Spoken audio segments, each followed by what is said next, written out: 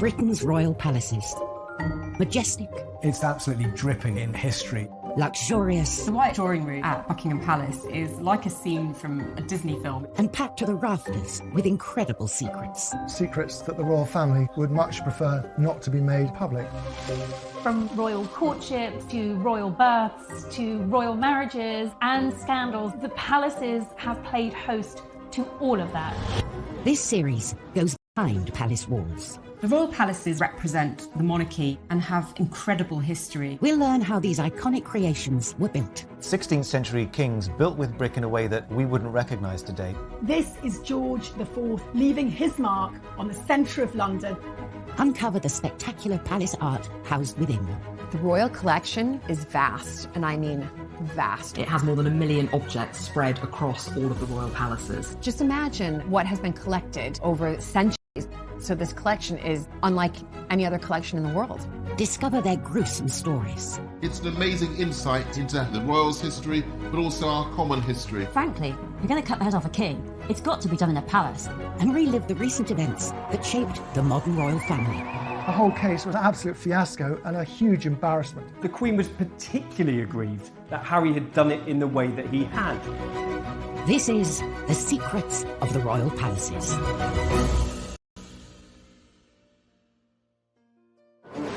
This time, a palace security breach puts the Queen in peril. To wake up to find a complete stranger standing over your bedside must be terrifying. We reveal Sandringham's scandalous past as a playboy prince creates the ultimate party palace. He was a gambler, he was a bit of a drinker, and he was constantly at it. And the world's most iconic palace suffers a plumbing problem. She had this handkerchief in perfume just put to her nose so she wouldn't smell it. We reveal the secrets of Leonardo da Vinci's drawings hidden within the royal collection. Can you imagine the changes in the course of modern science that might have come about had we discovered them earlier? And we glimpse inside Windsor's coronavirus bubble. Like everybody, the Queen has had to make sacrifices during lockdown. Like the monarchs who have gone before her, the Queen has a range of spectacular palaces to enjoy. But she doesn't visit them on a whim. The royal year runs like clockwork. The Queen's calendar doesn't change. Every summer is at Balmoral and every Easter is always spent at Windsor. And for Christmas, there can only be one location, Sandringham in Norfolk. We think of Sandringham as all the royals getting together for their Christmas Day service and getting those iconic shots. 12th century, monarchs had spent the festive season at Windsor Castle. But this all changed when the royals put down roots at this much-loved family home. Set in 20,000 acres of Norfolk countryside, this mini-kingdom has been the private home of 4 generations of British monarchs. Sandringham's not an obvious regal property. It's often criticised for just being a country house and not a necessarily very distinguished one either. But the point of it is that it is comfortable. I think Sandringham occupies a unique position among the royal residences, and each succeeding generation of royals has loved it. Sandringham is about the private person. It's about the family life behind the image of the throne.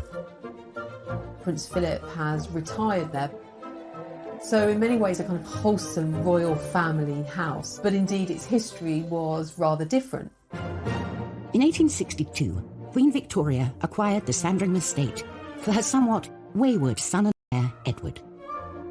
Edward was notorious. As much as his parents were sort of chintzy and conservative and domestic and dull, Edward was revolting, libidinous. He was a gambler, he was a bit of a drinker, and he was constantly at it. He had a voracious appetite for women. Marlborough House, Edward's London home, was notorious. Sandringham would be a sobering retreat where he could grow into the role of king. Get him back on track, stick him in an off-path, off-beat estate, and see if we can't improve his behaviour somewhat. Edward threw himself into the project, demolishing the original Georgian house to make way for a new retro house. Sandringham was a style which some people call Jacobean. It's a generic 16th into 17th century revival. It talks about an age of historical confidence. It's youthful, it's a bit extravagant, but by no means too extravagant. new Sandringham looked sensible on the outside, but inside it was a palatial party house. You wonder what the architect's brief was for Sandringham. If you have a checklist for the racy young monarch-to-be of the 1860s and 70s, you might want a bowling alley or billiard tables. But you've got to have the space to entertain people and to get engaged in country pursuits. And if you are a Prince of Wales, you've got to do it in style. Edward also made the most of Sandringham's vast estate, turning it into a shooting paradise, complete with Europe's largest game larder.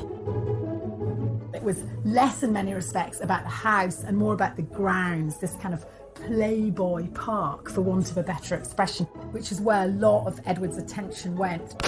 They planted thickets and they imported literally bags of this, the very best shoot in England, and that really, really mattered at the time. They say time waits for no man, but at Sandringham, even the clocks were subject to royal whims.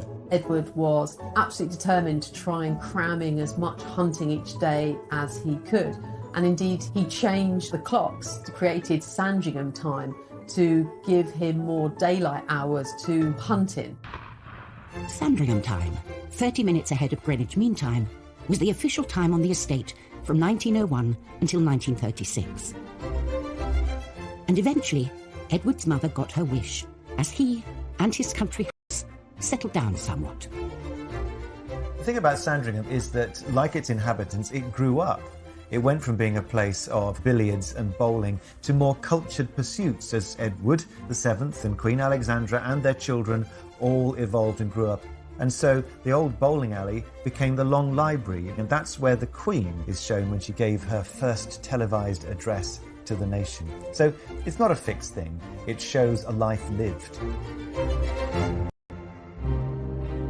The royal palaces serve as homes, as offices, and as bolt holes away from it all. But they all share a common purpose: to keep the royal family safe. Some were built with security in mind. Windsor is a castle. It was built to do battle. It was built to house armies. It was built to protect a royal family. But the palaces are not always as secure as they seem. At 6:45 a.m. on the 9th of July 1982, unemployed labourer Michael Fagan approached Buckingham Palace. His actions over the next 45 minutes would uncover a series of shocking weaknesses in the palace's security systems. He managed to climb this 14-foot high wall. And then he climbed up a drain pipe into a window and found himself roaming free in the corridors of Buckingham Palace. It's the most extraordinary breach of security. For 15 minutes, Fagan wandered around the palace. A cleaner said good morning. I think he sat on the throne. He had taken his shoes off and had no socks, so he must have looked quite a sight. But clearly, nobody took any notice. But exactly how had Fagan evaded palace security? Apparently an alarm sensor had detected his movements, but police dismissed it. The officers in that control room had been desensitised to the alarms because there was ongoing problems by them giving the palace, and no one would have known. But his early morning jaunt didn't end there. He entered a room that would turn his trespass into a worldwide scandal. At 7:15 a.m, he found the door to the Queen's bedroom unprotected. Her security detail had gone off the night duty at 6 o'clock, and nobody else was in place. And the next line of defence, her footman, was nowhere to be seen. The footman had taken the dogs for a walk, so the Queen was there on her own. Inside the bedroom, Fagan opened the curtains and woke the Queen. The sight of this slightly dishevelled man wandering into her bedroom must have been really, really terrifying for the Queen. To wake up to find a complete stranger standing over your bedside must be terrifying. The Queen pressed the alarm bell in her bedroom. But no one came. The Queen was incredibly composed. She kept Fagan talking. She remained incredibly calm. The Queen clearly got the measure of Michael Fagan, engaged him in conversation. In fact, Fagan asked for some cigarettes. Luckily, a maid who'd been cleaning nearby entered the Queen's bedroom. The maid went to get cigarettes and and with police officers. Meghan was marched out of the palace, with everyone realising the Queen had been very lucky. It was a complete and utter disaster from a protection point of view. I mean, by very good luck, Michael Fagan did not go there with the intention of harming the Queen. But it could have turned out really badly. The impact of this break-in went much further than the Queen's bedroom. The commander of A Division was forced to resign, and several other junior officers were actually disciplined and as a consequence. Changes to palace security were made, with more armed police officers and upgraded security systems. And it seemed to do the trick. Buckingham Palace remained watertight for 20 years. But in 2003, tightened security was breached to an even more terrifying degree, when an undercover journalist revealed how easy it was to get to the very heart of the royal palace. He even served the Queen and the Duke of Edinburgh their breakfast. Coming up in Secrets of the Royal Palaces, we learn how a king lost his head in front of his palace. One moment you're decorating your palace, next moment you're executed outside it. And we uncover the groundbreaking Leonardo da Vinci drawings that lay hidden inside Windsor Castle. For about 250 years, these discoveries lay secret, hiding in the royal collection.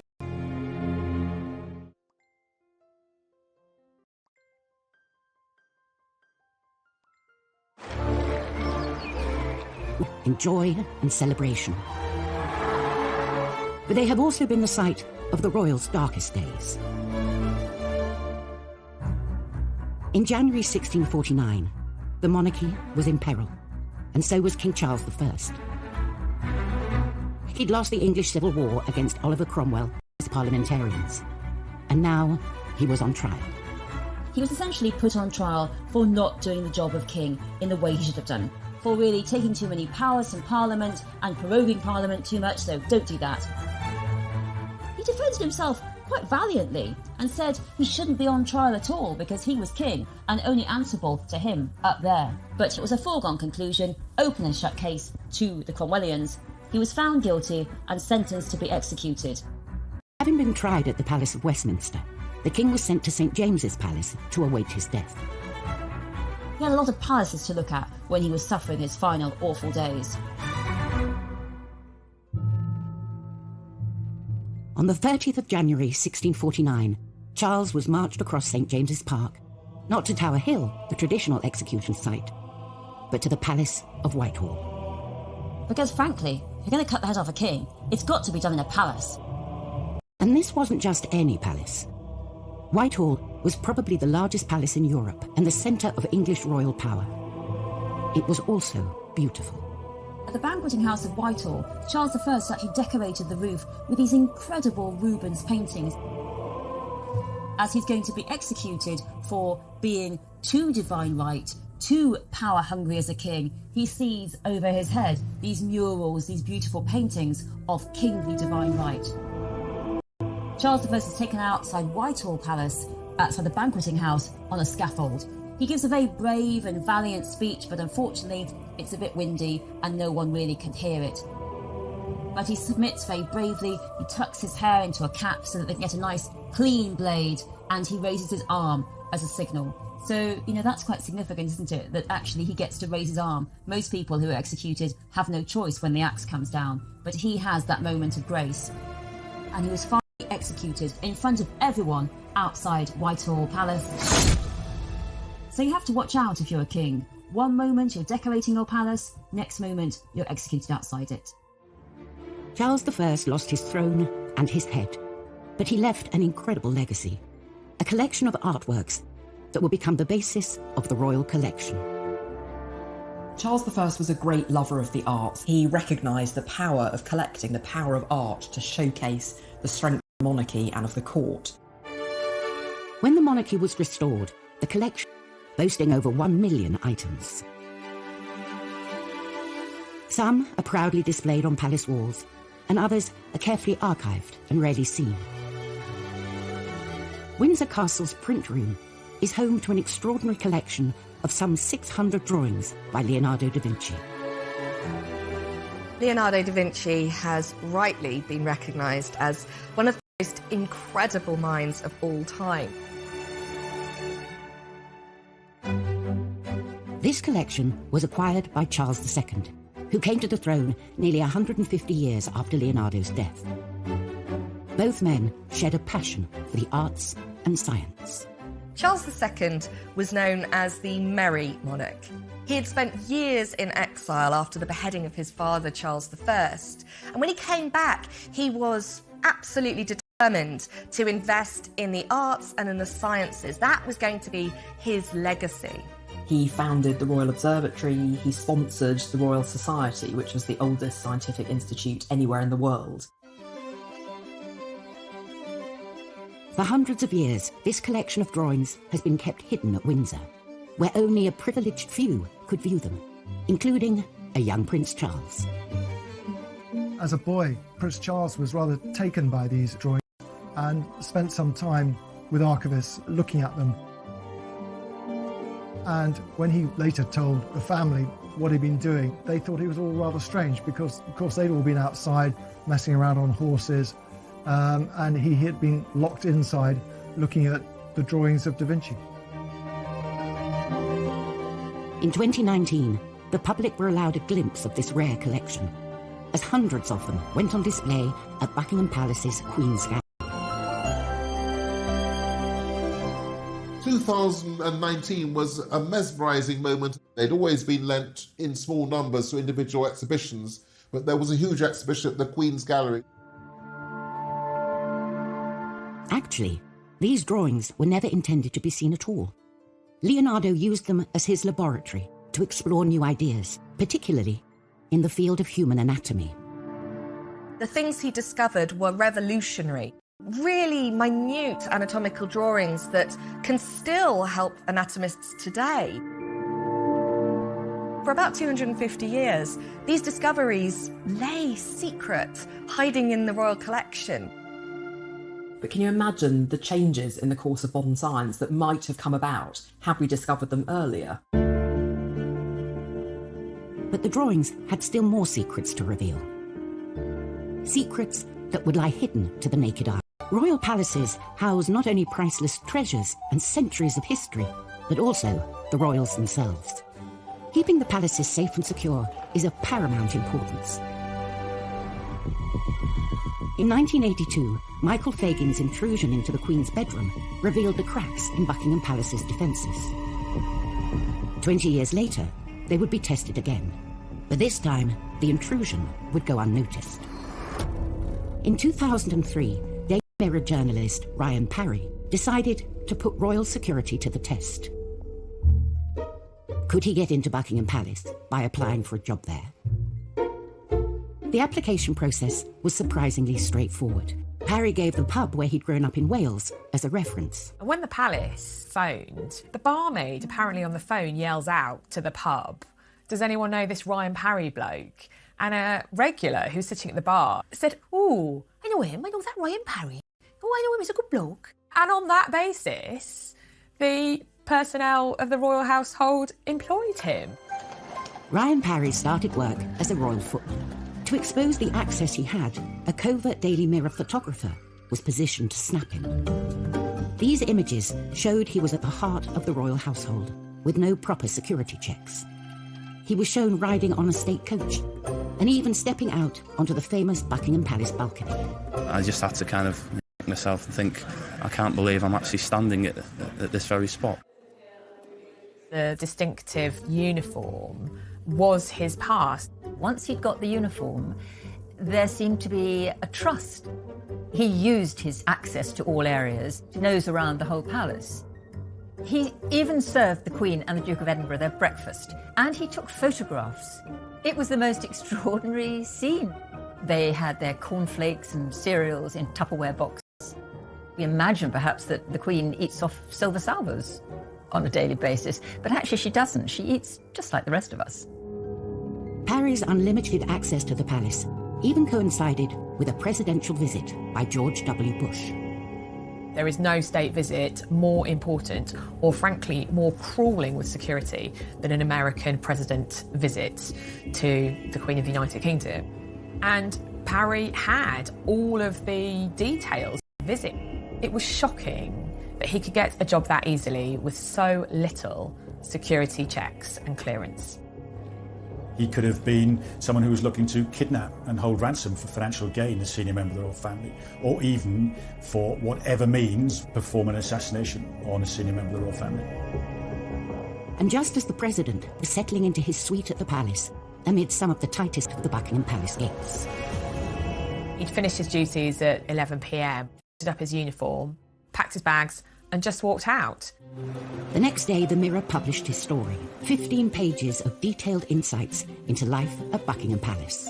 My brief was particularly to look at the security procedures in place. But a lot of what you wrote, obviously, was more kind of below-stairs tittle-tattle, wasn't it? Sure, but I mean, that was all part of my information gathering. The palace were furious because, of course, Ryan Parry was undiscovered. They only knew about it when they saw the front page the following day. This wasn't just a breach of security. They'd had an intruder who had taken photographs of their space, their private life. The Mirror claimed the undercover operation exposed lapses in security rather than in invading royal privacy. You have to look at how those flaws are exposed and how, in fact, you make sure you deal with them. So that shouldn't be allowed to happen again. An inquiry into the incident, to a new vetting procedure being introduced to ensure the palace is kept watertight. But for those tasked with keeping the royal palaces secure, the challenges remain. Palaces and castles are not prisons. You don't have ack-ack guns, you don't have huge amounts of barbed wire. And the royals themselves do not want the intrusion, so you have to balance that their homes with security, and it's not an easy job. Still to come on Secrets of the Royal Palaces, we reveal Windsor Castle's invisible Leonardo da Vinci drawings. It's an incredibly rare privilege to be able to see them in the flesh. They're not normally able to be on display. And we glimpse inside Sandringham's most private of rooms, where one Thomas Crapper spared the blushes of the prince's mistresses. They would have had to have put up with gross, handsy Edward, but they could have at least lushed away their own detritus.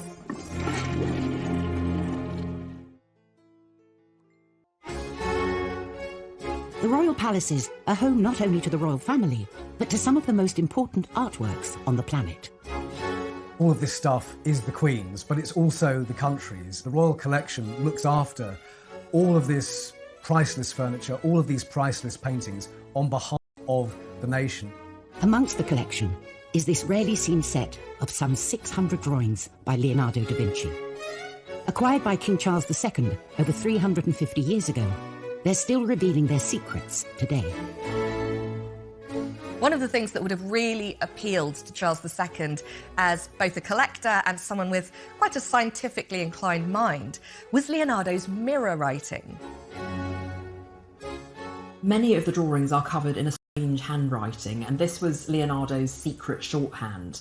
It was also mirrored, so it only reads properly from right to left if you hold it up in front of a mirror. We're not entirely sure why he did it. One, he wouldn't be smudging his own ink as he went. To me, it really looks like it's coded. So perhaps he used mirror writing in order to protect his ideas from people that might wanted to steal them. But these weren't the only secrets the collection was concealing. Among Leonardo's most beautiful sketches are pieces of paper that seem like they are completely blank. Over the centuries, the drawings had faded. But under UV light, they are revealed.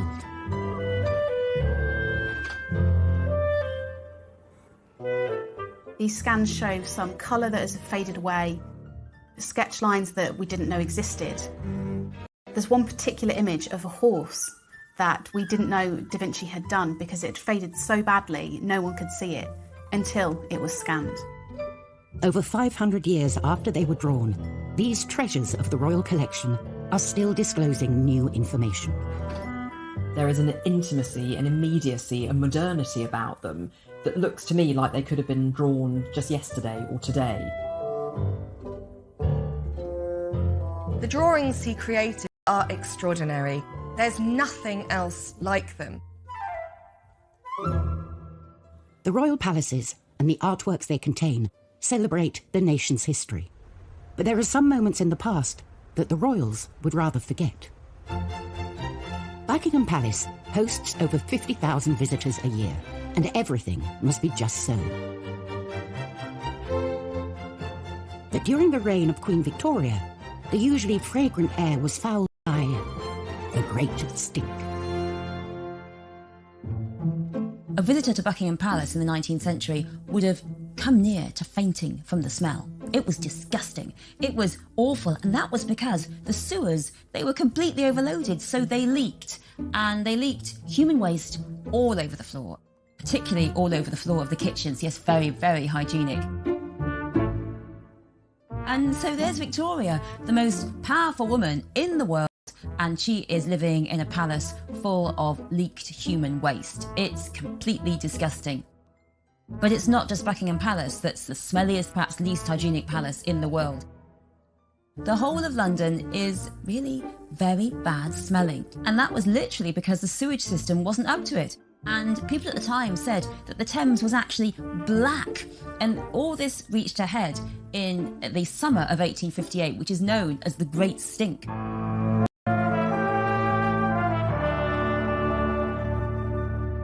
And Queen Victoria herself, well, she soldiered on. But there was steamer that was really one of the sights of London at the time.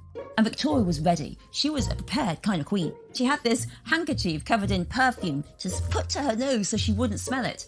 But even, she said, after 2 minutes, she couldn't cope. So she had to say to the boat, go back to Buckingham Palace. She really felt she was about to faint. She said to her daughter Vicky that she'd been half poisoned by the smell of the Thames.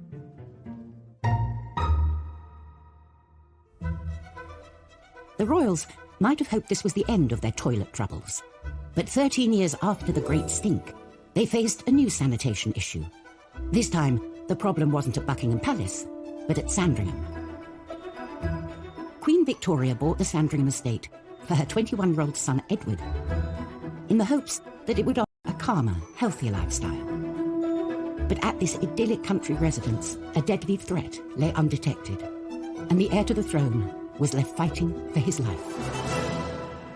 In 1871, Edward, the Prince of Wales, got really sick with typhoid fever, and it created a huge national moment of emergency. The press reported daily Edward's battle for survival. Tensions were raised because his father, Prince Albert, had died of typhoid only 10 years earlier.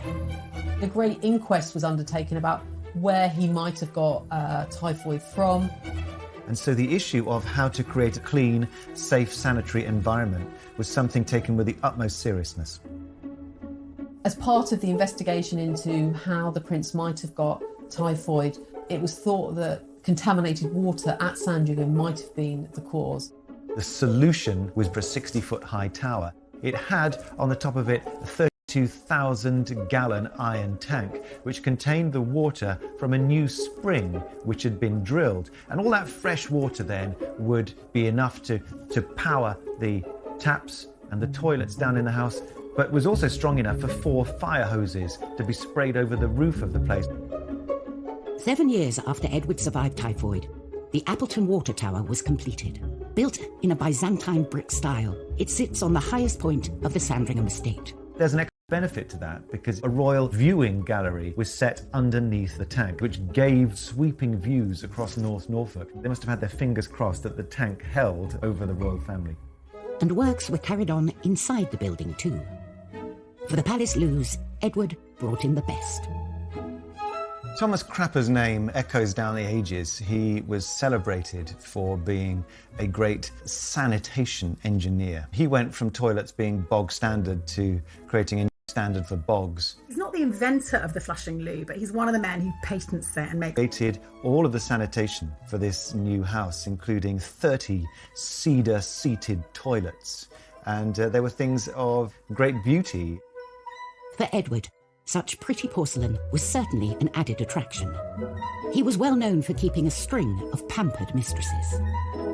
So for his mistresses that are allowed to come to Sandringham, and they weren't all, but certainly Lily Langtry did, and we know that in the latter years Alice Keppel came to Sandringham, they would have enjoyed a flushing loo. They would have had to have put up with gross, handsy Edward, but they could have at least flushed away their own detritus. So there is always an advantage to being the lover of royalty.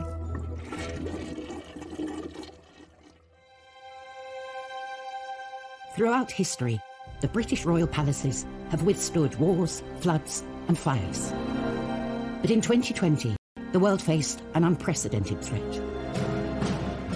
As the deadly coronavirus pandemic took hold, palace officials scrambled to protect the Queen. It's probably more important that the Queen is isolated than anybody else. The government depends upon her. So were she to succumb to the pandemic, it would be an extra crisis. Then, aged 93, the Queen and Prince Philip, almost 99, were considered at extreme risk. 4 days before the rest of the country officially locked down, the Queen left the capital and was whisked away to Windsor Castle. Having a castle like Windsor Castle to lock down in is almost ideal. It's built as a fortress. But even Windsor Castle would need an extra line of defence against this new enemy. So the royal household set up something known as HMS Bubble, sort of a social bubble, if you like, within Windsor Castle. HMS Bubble consists of a team of 22 loyal staff members who supported the Queen and the Duke through lockdown. Like everybody, the Queen has had to make sacrifices during lockdown, and she's managed to pare her staff down to just the basic 22. You know, a couple of chefs, an army of gardeners, a valet or two, some housemaids, housekeepers. I don't think she'll be making her own dinner quite yet, but it's definitely a stripped-down version of the huge amount of staff and courtiers she normally has. Before entering Windsor for their 3-week shift, every member of staff would have to undergo a week's quarantine and COVID testing. You're dealing with an invisible enemy. With the virus, it only has to come in that secure bubble that you've created. Getting it wrong is not an option. Despite the strict new measures, spirits in Windsor remained high.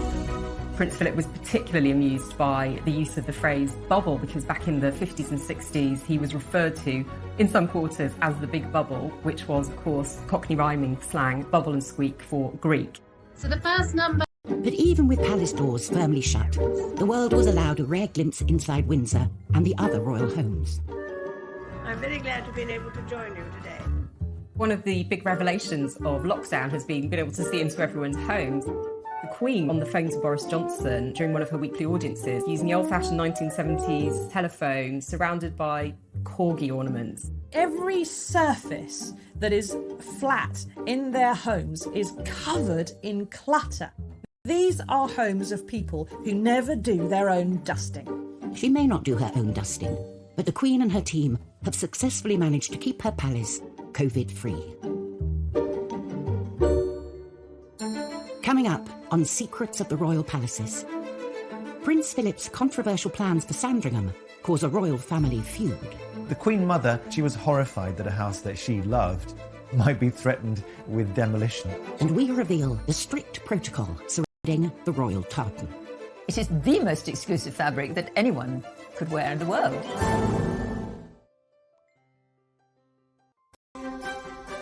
Sandringham. This traditional country house is much loved by the royal family, and by one senior royal in particular.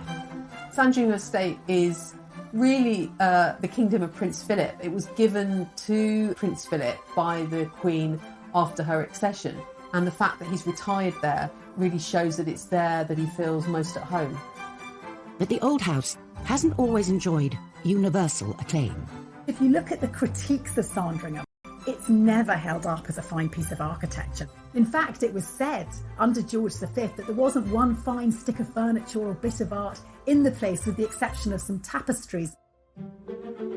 Philip had his sights set on a rather radical makeover.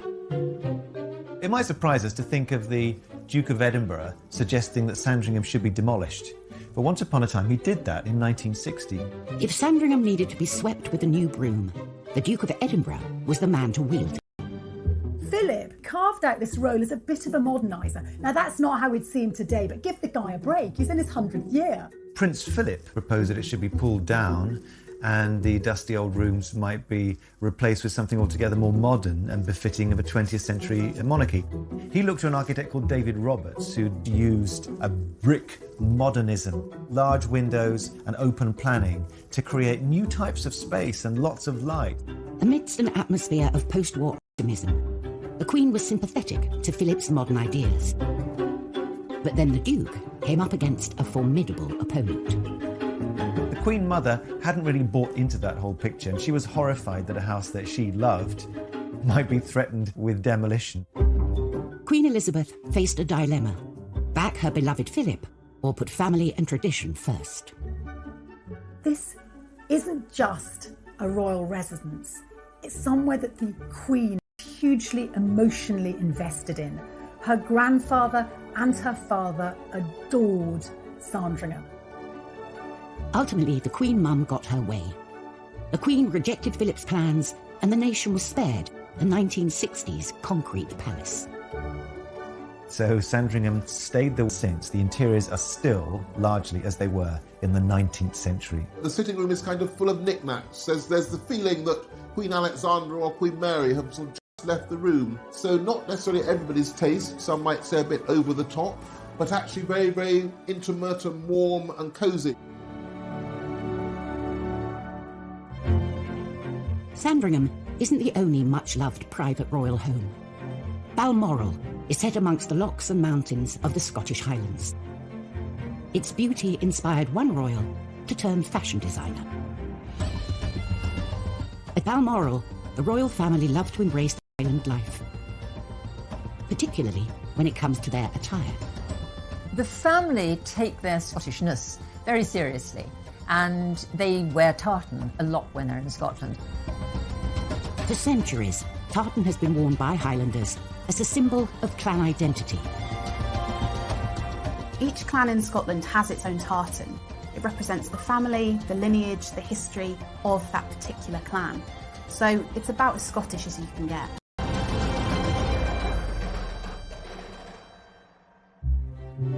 When Victoria and Albert bought Balmoral, they were keen to look the part. But as a non-Scot, Albert had no tartan. So he decided to design his own. The Balmoral tartan that was designed by Prince Albert, and it's grey and red and black. It's quite distinctive. The mottled grey background of the Balmoral tartan is supposed to represent the granite that can be found locally around Balmoral. It was slightly amended by Edward VIII, so now the version we have today is similar but slightly softer in tone. But what makes the Balmoral tartan so unique is its exclusivity. The use of the fabric has for many years been strictly controlled. The Queen is the person who has to decide if anyone else is allowed to wear it, so even those in the royal family have to get her permission. But there are a few chosen non-royals who are permitted to wear the tartan.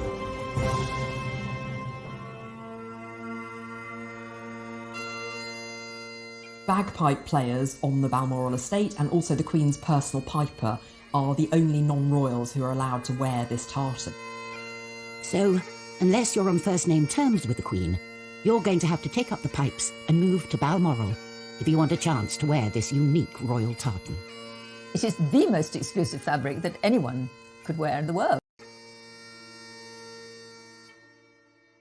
Next time, at Highgrove, Prince Charles turns his country residence into Fort Knox. If you ever go to Highgrove, you won't see the security. It's invisible. At Kensington Palace. Battle of wills between the Duchess and Conroy on one side and Victoria on the other. And at Sandringham, a witness from Prince Philip's crash reveals what really happened. The driver couldn't move. It was quite obvious it was Prince Philip.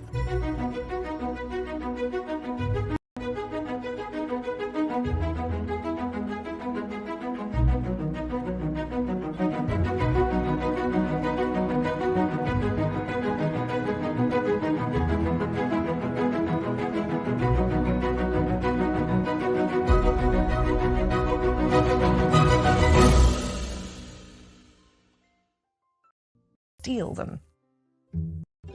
But these weren't the only secrets the collection was concealing. Among Leonardo's most beautiful sketches are pieces of paper that seem like they are completely blank. Over the centuries, the drawings had faded. But under UV light, they are revealed.